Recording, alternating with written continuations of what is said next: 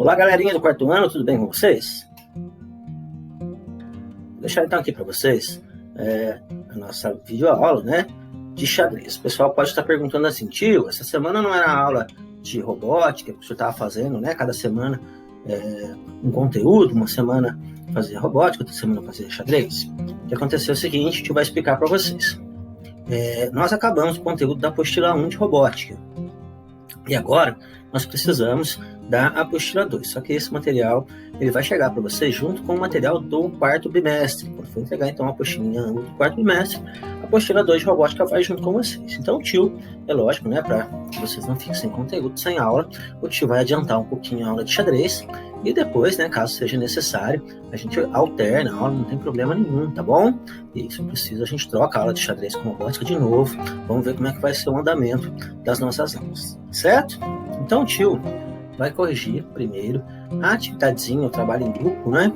Que na verdade não deu para fazer em grupo, porque a gente está em casa, né? Mas que cada um deve ter feito aí na sua casinha.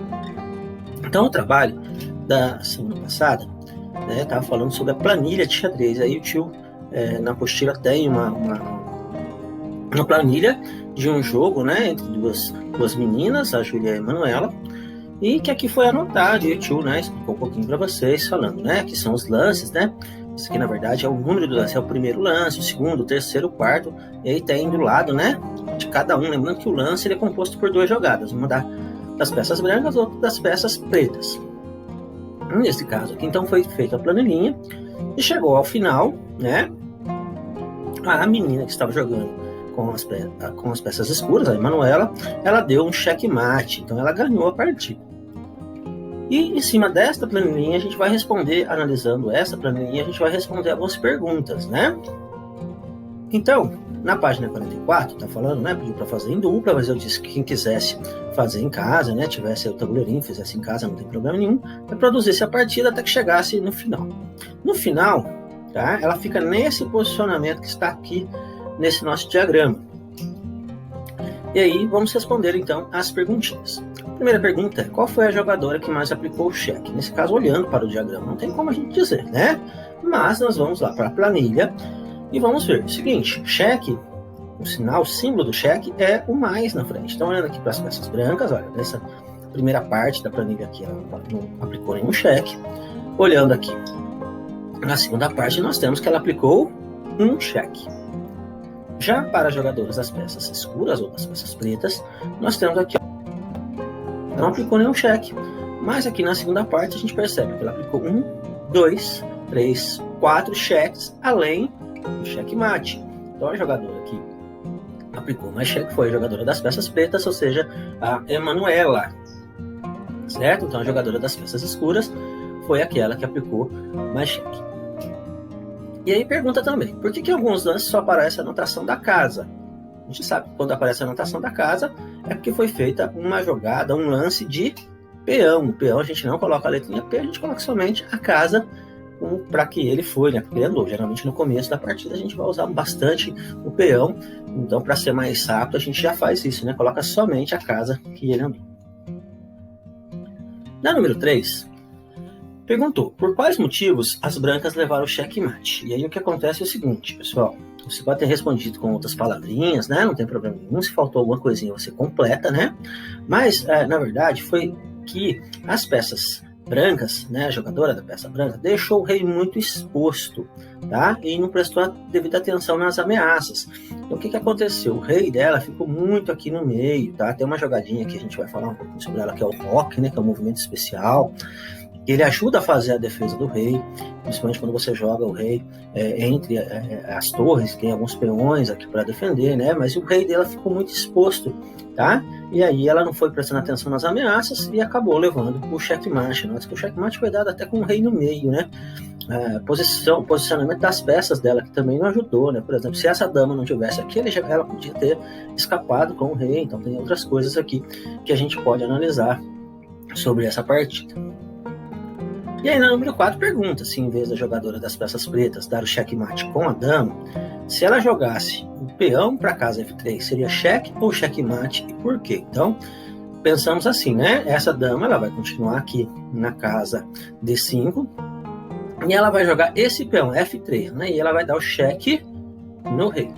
Nota que não vai ser checkmate, porque com o peão aqui, né? Lembrando que essa dama vai estar aqui em cima, protegendo o peão, ele não vai conseguir fazer a captura, mas que o rei pode escapar ainda, fugir para as casas E3 ou para a casa F1, tá? Então ele podia andar tanto para essa casa quanto para essa casa.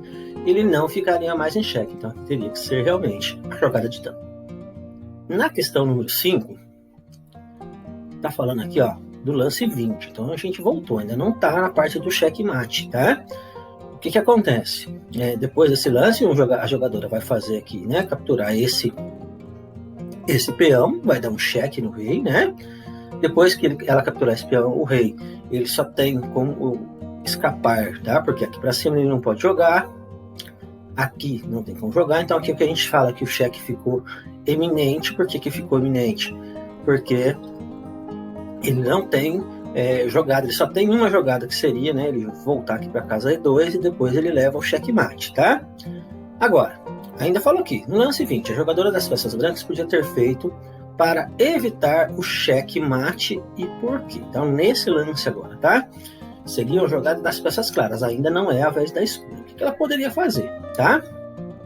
Ela poderia fazer a jogada C4, que defenderia o peão de D5.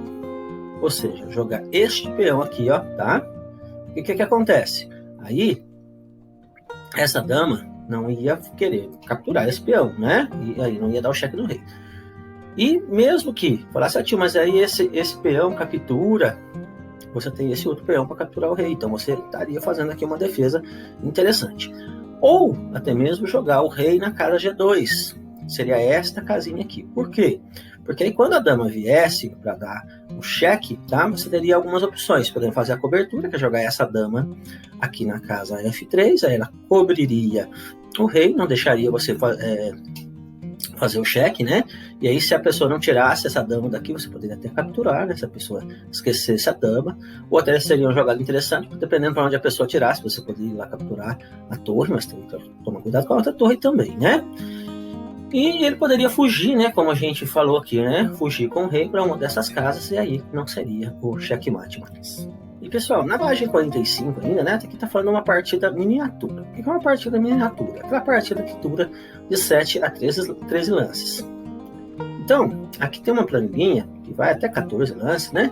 Para você tentar fazer uma partida miniatura. Lógico que ela não tem uma fórmula, tá? Você tem que tentar ir fazendo as jogadas e o mais rápido possível você fazer checkmate. Então isso aqui, ó, a gente não vai deixar como obrigatório, isso aqui vai ficar apenas como uma sugestão, tá? Para você treinar o checkmate, mas não é obrigatório você fazer, não. Bom, e continuando aqui, vamos continuar falando, né, um pouquinho sobre o checkmate, né? E as jogadas de xadrez. Aqui a gente tem algumas coisas interessantes que a gente pode ver a respeito dos jogadores. Então é o seguinte, ó, um jogador experiente em uma partida consegue imaginar em torno de 4 a 7 jogadas diferentes. Ou seja, ele olha para o tabuleiro, ele já imagina de 4 a 7 tipos de jogada que ele pode fazer, ele já imagina à frente, né? O que ele vai fazer nas 4 jogadas posteriores, imaginando que você também vai fazer, tá? Imaginando o que o adversário vai fazer. Então ele tem a sua jogada e de acordo com a resposta ele vai tendo lá de 4 a 7 jogadas diferentes que ele pode fazer. Existem campeonatos de encontrar sequência de checkmate. Alguns oferecem prêmios para quem consegue encontrar as melhores respostas. Então coloca-se no tabuleiro lá as peças de qualquer forma e você vai tentando encontrar as respostas para o checkmate.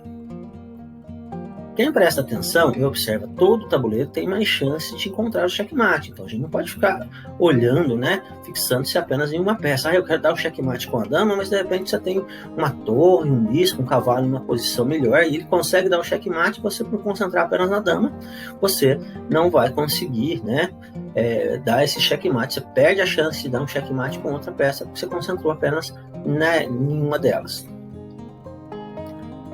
Em uma partida, após o primeiro lance, que seria a saída das peças claras e a resposta das peças escuras, podem se reproduzir, né, 400 posições diferentes.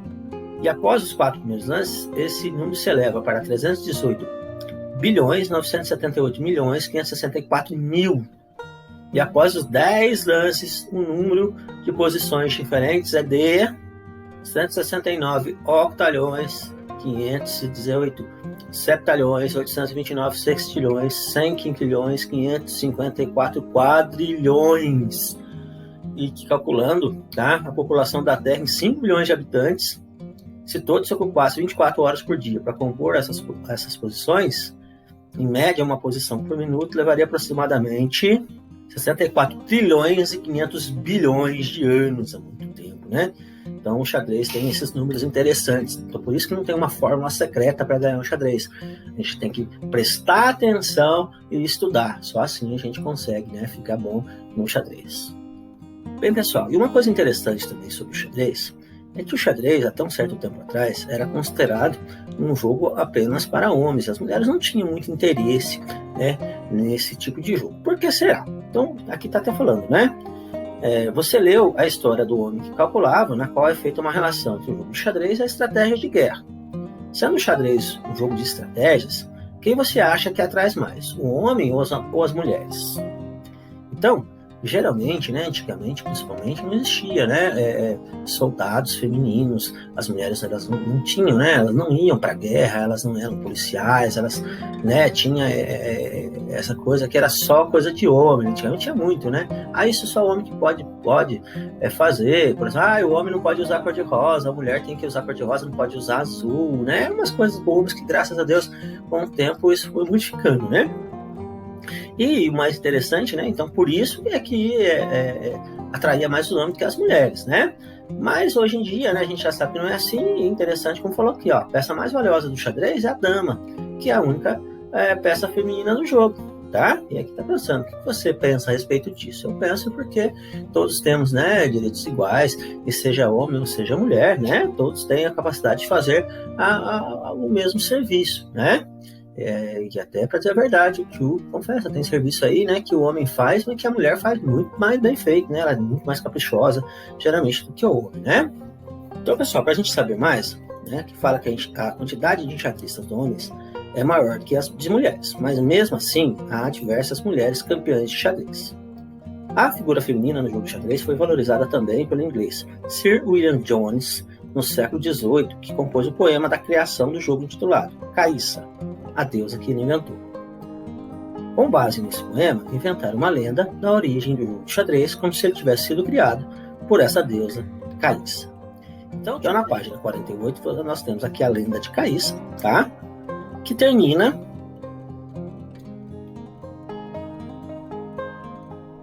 na página 49, certo? E vocês vão, além de fazer a leitura desse poema, vocês vão responder pro tio. O tio aqui não tem espaço, tá? Para responder essas questõezinhas. Você pode responder numa folhinha e, se quiser, depois colar aqui na pochilinha, tá certo? Que na próxima aula a gente vai conversar, eu vou falar um pouquinho com vocês sobre essa atividade, sobre esse poema, ok? Então, para a aula de hoje é só, pessoal. Tenham um bom final de semana. Fica com Deus. Um abraço do tio Adriano.